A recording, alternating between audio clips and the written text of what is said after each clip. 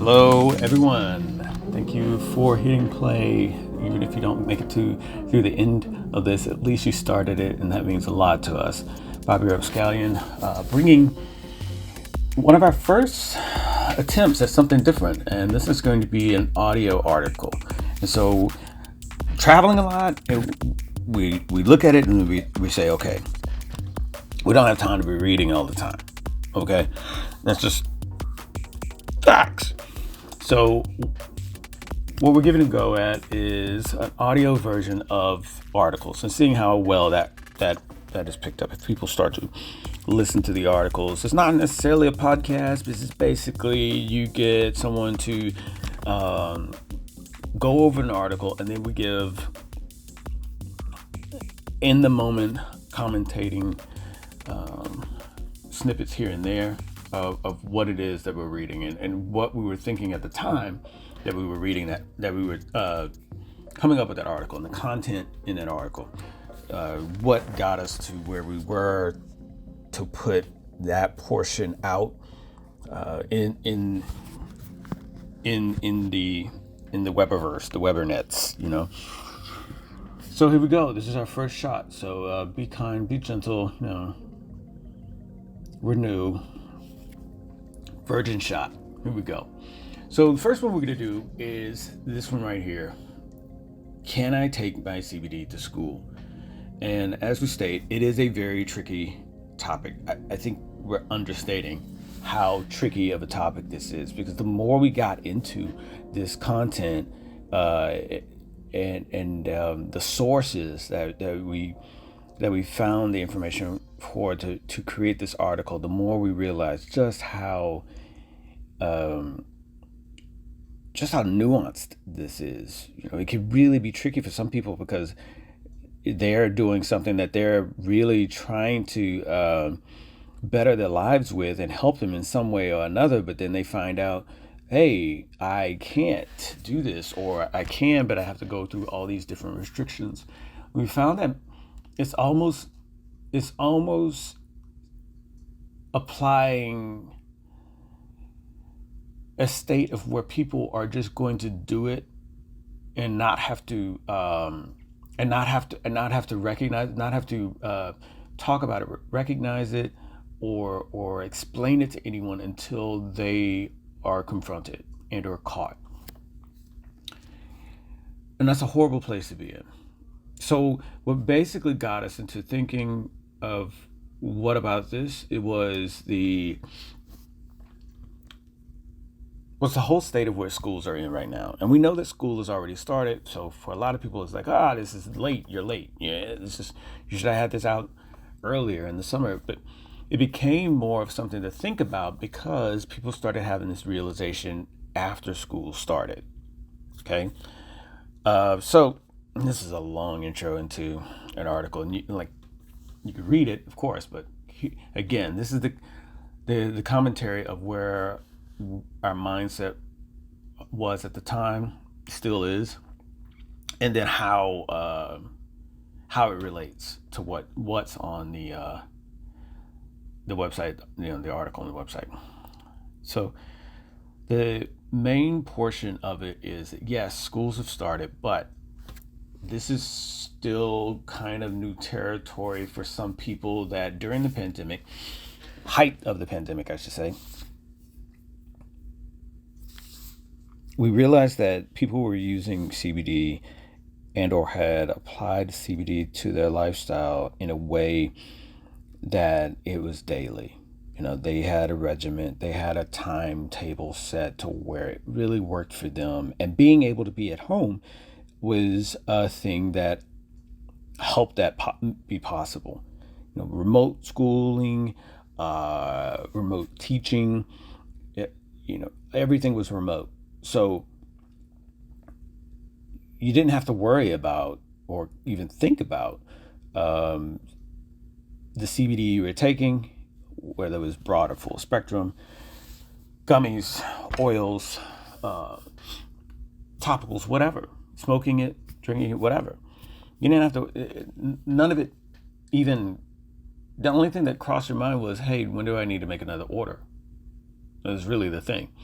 But now, especially with this school year, now a lot of people that even were on the ability, on the, had the means of being remote, now they're at a point where they're realizing, damn, I got to go back to school.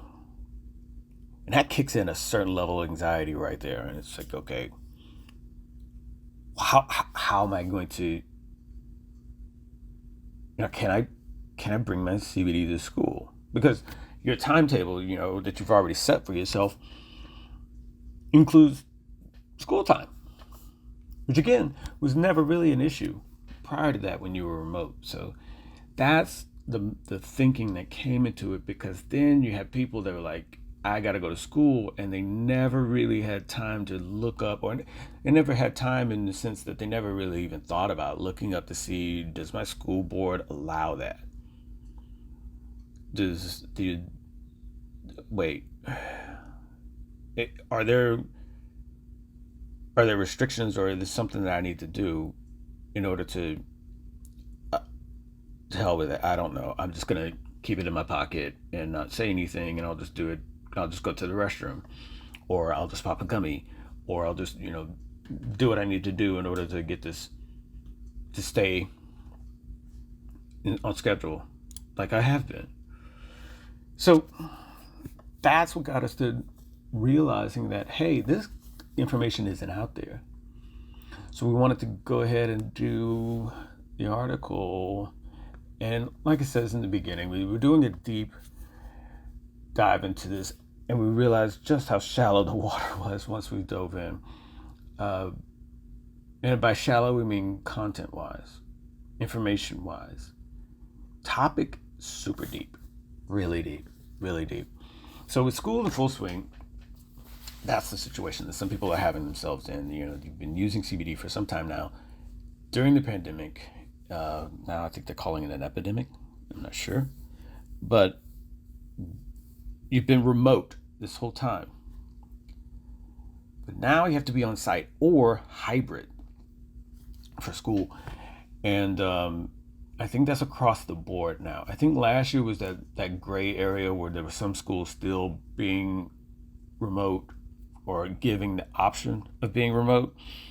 But now I think this year it's unless there's another flare up, it's all on site now. At the very least, hybrid. Not unless you have a special case where then remote is there, because it's hard for schools to now say we can't do remote, right? So can you continue having CBD in your daily schedule? Do you need to change your timing, or can you bring it on campus? And so that's what we dive into. So let's just get right to the three major types that we know of: the schools, the campuses, public and private. But we are doing elementary school, junior high, or middle school, high school, and then universities, private schools. So there's really like five. We're trying to cover all those points to what we know about those. And this includes the campus requirements for each of those. As we state, this can be murky, tricky, and overall hard to navigate, but we're going to do our best to help address things. And again, the whole thing is to help give some information to clear things up. We're going to tell you right now, at the end of this, there is not going to be a concrete solution for everyone, because each and every state, city, school board, parish is different, and they have different approaches. That's the one thing that we notice right off the bat, is that there is no all schools should do this, all universities should do that. So let's start off with the basics. Legalization. This really is the first hurdle. And not trying to insult anyone's intelligence, but if your state, if CBD is not legal in your state, or that type, or what you were doing, if there's no legalization, then that's where this conversation ends. you're going to be illegal no matter what. Yeah, federally is legal, but might not be the case in your state. Uh, we have we have a wonderful interactive map. We have a map that we developed that shows all 50 states and other countries and their legal standing, the legal standing of CBD and medicinal marijuana in each one of those. So feel free to check it out. It's it's on our travel page, but we're gonna go ahead and see about making that like a standard on the on one of our pages, so people can just get to it without having to go through the article. Because we've found that it's been very informative for people. It's one of our most read articles right now. Can I travel with CBD? And check that article out. So the tricky part with the legalization is it might be legal in your state. Okay, so it's federally legal and it's legal in your state. Okay, there's two two boxes checked off right there. The tricky part is that even though it's legal in your state, it it might not be legal to bring it in what is considered a public place, um, which most states consider that to be a school. So yeah, school and school districts, like even the whole district. So school districts are considered public place, definitely the campus and the building itself. And if it is okay at your school, it might not be okay with that school's nurse. Or it might be okay only if the parent comes up to the school and administers it to the student themselves in private and or off campus. And in some cases, we found that off campus, the term off campus has a requirement of no less than 1,000 feet from the school grounds. So you have to go to the edge of the school grounds. I mean, to make it ridiculously plain, you have to go to the edge of the school ground and then go 1,000 feet, at least 1,000 feet off of that. And then from there, you can administer your CBD. You can, give your kid the CBD they need, whether it's a gummy, oil, or whatever, and then bring them back on campus. Some schools have a private area. We don't know what the private area is. It might be a conference room, something to the like. So in private is basically what it entails. And so there's possibly a designated area or in the nurse's office or a nursing area that you can do it. So the school rules regarding CBD for elementary schools is probably the trickiest school environment because the school boards that we've looked into do not have any clear-cut rules on CBD. Most leave it up to the administration of that particular school, and some leave it up to the school's nurse. Keep in mind that some kids that have seizures will have a medical approval for CBD for the marijuana, the cannabis-derived CBD. I'm sorry, marijuana-derived CBD. Um, Epidiolex. Epidiolex is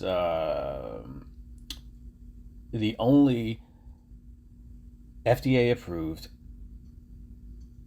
marijuana-derived medication which may be prescribed to treat seizures associated with severe forms of epilepsy. And this is great if your school is open to it, but check to see how they handle the situation. And, will the nurse administer it, or will you have to administer it publicly in class or in designated areas? You have to ask because, again, most school boards don't address it. And we'll get deeper into that last part about school boards addressing it in a little bit. As far as middle schools or junior high, depending on where you're from, you call it one thing or the other. It's a bit tricky also here because the age range that particular school covers. Also, the school boards that we've looked into do not have, again, don't have clear cut rules for this age group and this type of school. And it means that they are leaving it up to that administration of that particular school. So it could be the principal, vice principals, and medical and nursing staff, teachers. They could all have different stances on it at different schools. Some districts, some boards, they kind of get on the same page with each other, but some schools might be different. And by some schools, we'll get into that. But here's a hint: private, private schools.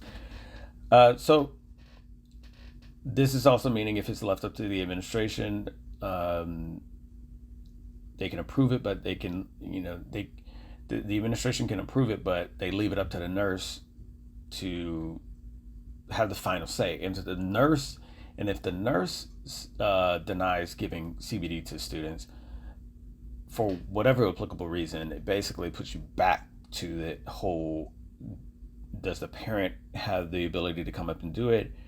Do they have restrictions on being 1,000 feet or more away?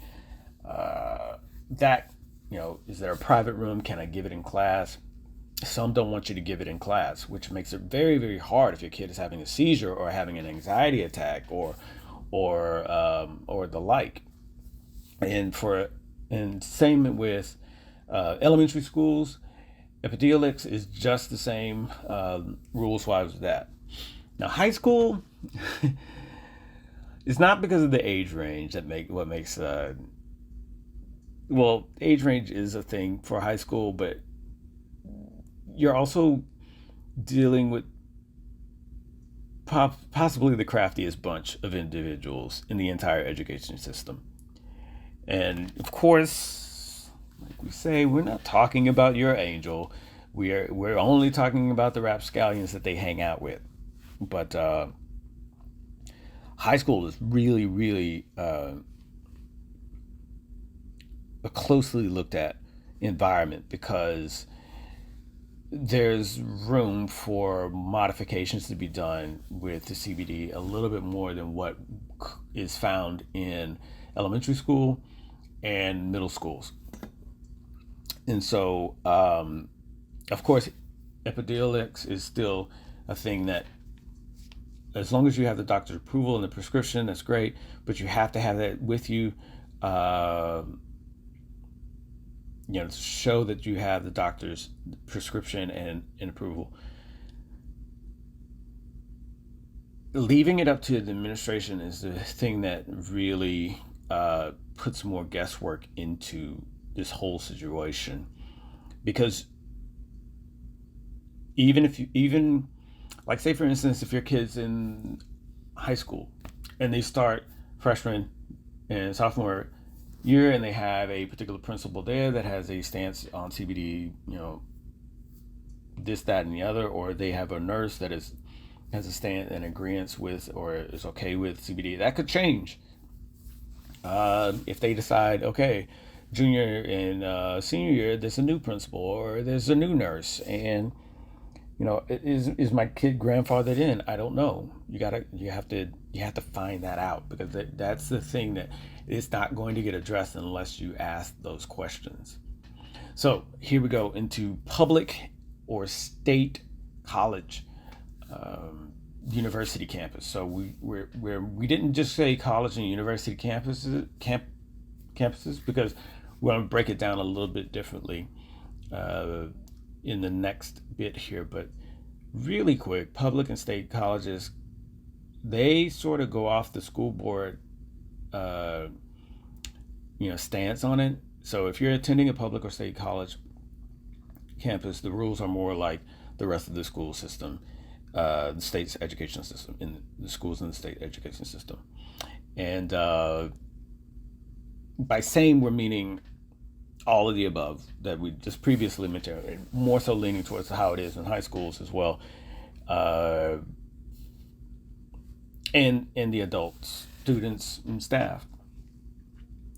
In private school, this is why we broke it up. So private schools, private colleges, private universities, please look into this. We cannot overstate that. Just please look into this, because all bets are off when attending a private school, college, or university campus. The rules here are up to the decision of the board at that school and education systems, despite the state. Most of the time, for ease of operation, many of these scholastic establishments, they go with whatever the state has applied to their education system. But it is still highly recommended that you ask and look into it yourself, because this is not information that they just have posted up for anybody to come by and check it out. And when asking about this, please do it with the appropriate administrative representative. Don't just get somebody, hey, you work here and administrate, and just talk to them. No, ask for, here's what I'm wanting to talk about. Who here is the proper representative that I need to be addressing this stuff for, and see if you can get the head nurse or a nursing representative for the school, for the university, and then bring all your documents. Bring every bit of your documents related to, doctors' notes, prescriptions, your CBD COAs, the product itself. You want to be super buttoned up in this situation. You want to have everything together with it, because the fallback that a lot of these schools have is they can easily just ask, is it really just CBD? Some of the administrators really fall back on this standing, because at the time that the CBD is on campus, is that really CBD that's in your containers, jars, gummies, oil? Of course, vape oil is understood. No. Most schools are banning vapes. Hard to do, but they're banning it. I mean, people can sneak a vape, no problem. Not unless you have one of those big contraptions, which a lot of people are switching from anyway. When it comes to CBD, the product COA helps, but they don't know what is in the CBD on campus at that particular moment that they're discussing it with you. Can there be some alterations to it that somebody did prior? Sure. But that's something that is always going to be an issue and always going to be a raised eyebrow for them. Even though your COAs can save your butt, some schools just make it all illegal on their campus because of that, because they have no means of testing. They have no means of testing on spot. And so your COA and your product labeling can say all day that it's broad spectrum and you have no THC in it. It's just CBD, strictly CBD, and they can go with that, or they can easily say, nah, you got to take that off campus. You can't administer it to you. You can't be seen administering it to yourself. You can't be seen giving it to someone, sharing it, or anything like that. If you do, you're kicked off campus, or cops come, banned. Now, there was one thing that we did mention. We're circling back to discussing that, I think, in a little bit into the public, state, college, university campus. We did say adult students and staff. So let's address that. Let's address for the staff. This is where we found it to be a lot more trickier, because some of you might be saying, staff, wait, I'm a grown ass adult, and for that we say, yeah, this can apply to staff too. pretty much all of the rules that are stated apply to staff. They just don't say it applies to staff. Many that think that school rules can only apply to students will find it surprising that it also includes the adult staff too. For the documents that few school boards have published, makes it clear that teachers, administration, maintenance, and any other that the school deems as staff have to abide by the rules too. That means if the school stance is such, can't bring it on campus, can't use it in private, don't have it on you, don't share it, don't offer it. All the things that would encourage some adults to not even mention that they're using CBD in the first place. And, but wait, I need it. Of all people, we get that. Seizures and anxiety are real issues for some. So what then? I mean, you could say, well, hey, I have anxiety attacks, I have seizures, I need this. And then some schools might recognize that and say, okay, when those things are about to happen or when those things occur, let us know. Basically cutting you an exception. Okay. Medical marijuana, pretty much the same thing in regards to restrictions, but even worse rules in regards to the way it's used. Smoking medical marijuana on campus is going to get some eyes on no matter what, and some requests for validation of being able to smoke. And still, you'll probably be asked to leave campus. To do so, stop smoking it immediately and leave campus, because it's hard for them to, say, okay, is this medical? Again, it's going back to, is this medical marijuana? Okay, you have a permit. Okay, but is what you're smoking what you're supposed to, what you have the permit for? They don't know. So pretty much the only thing that the paperwork that you're showing, that the paperwork is going to show that you're legal. That's all it's going to do, and that's going to keep them from calling the police on you after they ask you, hey, you got to leave campus, or hey, you can't smoke. And if you put up if you raise your fist and like, hey, no, I got rights and I got this, sure enough, you do. We're not saying you don't, but that's going to be where the school's like, well, now you're trespassing, or now you're causing an issue, or now you're, we couldn't get the police on you for the marijuana alone, but we definitely can now because you're trespassing, especially if you're out of private school. So treatment for major anxieties or seizures, whether it's for your child, young adult, or an adult, the issue of seizures and crippling anxiety and attacks are a real possibility in their lives and in many other lives. Schools and school boards can recognize this, but the way you can go about administering your CBD is still a big gray area. Whereas some schools might let you take it on the spot. Others might not, leave it up to the teacher being able to be the one that administers it. And then some teachers don't want to administer it. So then you're stuck with, okay, I'm having an anxiety attack, or I'm feeling one coming on, or this kid's having a seizure, or whatever the case may be.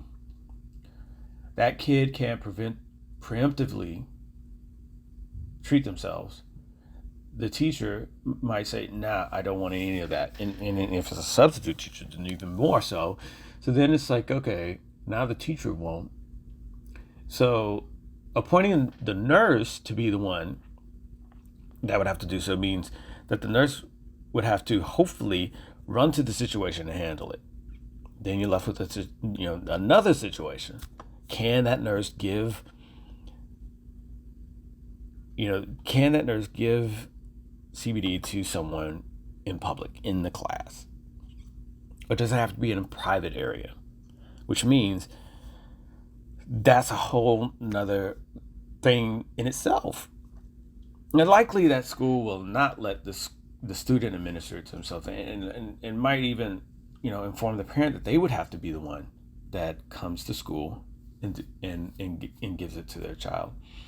And if an adult, sort of the same thing, but you might have some leeway to administer it yourself, but maybe in private. So yeah, the scenario still is left with huge question marks, which if you or your child are going through an anxiety, major panic attack, or worse, a seizure, how is it understood that you can go to a private location? Not too sure you'll be able to get to a private location, let alone off campus. 1,000 feet off campus. That's a tough thing to put upon people, that hey, you can do it, but you have to fit these restrictions, because if you're having a panic attack, that's a rough thing to consider, being able to go off campus and then at least another 1,000 feet further off campus. So it's situations like that everyone has to look. Anyone in school, whether they work there, have students there, have to look into this. So what is the verdict? What does it come to? And it varies from state to state, school to school. Despite all the other things going on in Texas and its schools, the state does address the topic of CBD in its schools. Something more than other states did. We found it very, very surprising that Texas is really on top of this situation. So we provided a link in the article to the Texas Association of School Board, TASB, and how they break down the stance on CBD as of the release of the article. And it's very, props to them, because they at least did. And again, recognizing that CBD is legal, but still leaving it up to the upper school faculty to maintain things. But keep in mind, a lot of states don't make this information available online like this. And so props to Texas.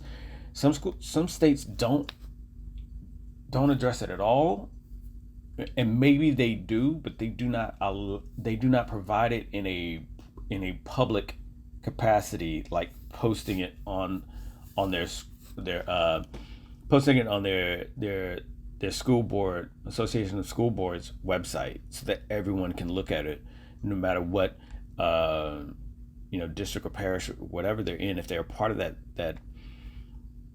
state, they're not private, then here's some guidelines of what the stance is on CBD. Some states like Ohio have it stated in documents that are sort of broad stroked with several other items of discussion. They had one in relation to CBD throughout their state and everything that relates to CBD within the state. So there, we think it was like 2 sentences or 2 of those little small paragraphs. You have to use the find function to search for the word school and or CBD in the document, but it's there for what it's worth, and it just gives a broad strokes of CBD can be at the school, but confirmed with administration as well. So there's a lot of that, and some states even make sure that you understand and this is very tricky and important, some states make sure you understand that even though CBD is legal, contact a lawyer before you proceed with doing anything on a school campus in any age or education level. So yeah, you need a lawyer. Some states just tell you flat out, you and your lawyer come up to the school and we'll talk about your kid or you as a staff member. So, is there a preferred method? Choice. Do schools like say, hey, only gummies or only oil? And by preferred choice, we're also asking, is there a preferred choice that somebody would want to have the CBD in order to sneak it in? Let's just be honest with it. That's going on in a lot of people's minds. It sounds more and more like it comes down to just how crafty you want to get. We know that schools, like I said, already have started, so it seems late, but it's not. For some, like we mentioned, it's not really late. Actually, many people are stuck in the same sort of limbo trying to figure out, can I do this or not? Can I even talk about this on some casual level in the break room? These questions sound familiar with some other social issues that have come about as of late in the past, but we're not going to touch on those here. We're only going to talk about CBD and in schools and we know people have been bringing joints and on campus for decades, and CBD is falling right into the same kind of mindset of, okay, we're going to have to do the same thing we did with joints with CBD. So in regards to the elephant in the room and on your screen and now in audio format, sure, you can get crafty, and surely you can do a lot of little spy contraband kind of things, regardless if it's broad or full spectrum. The products are legal, but the only benefit that you can rely on with broad spectrum is that at least there's no THC in it. But schools still they fall back on the whole thing of like, what is in your CBD at the time it's on campus. They don't have the means of testing, and so they go with the whole spike punch mindset, where punches have been spiked around the world since the beginning of punch bowls at parties, and all for the sake of making the party better. So CBD is being looked at in some campuses that way, regardless if you have your COA, regardless if you say it's broad spectrum. There's no THC in it, even if in your state that's an issue. So to sum it all up, ask. Jeez, have the appropriate representation, documentation, talking to the appropriate representative at the school. Be mindful of the state laws, school rules, and how they apply to you and your child. Those are the biggest takeaways, because most states don't inform or leave it up to you to find out, which sucks and leaves everyone in a very precarious place. If you're loving how CBD is working for you, and it's been applied in your lifestyle, and it's working out, you're balanced more than you've ever been, and it's great, and we are happy for you, then we also assume that if you're going to school, or if you're at work and you're in a place of not knowing if there is anything that you could do or say, and it's kind of a catch-22 in the state of being, where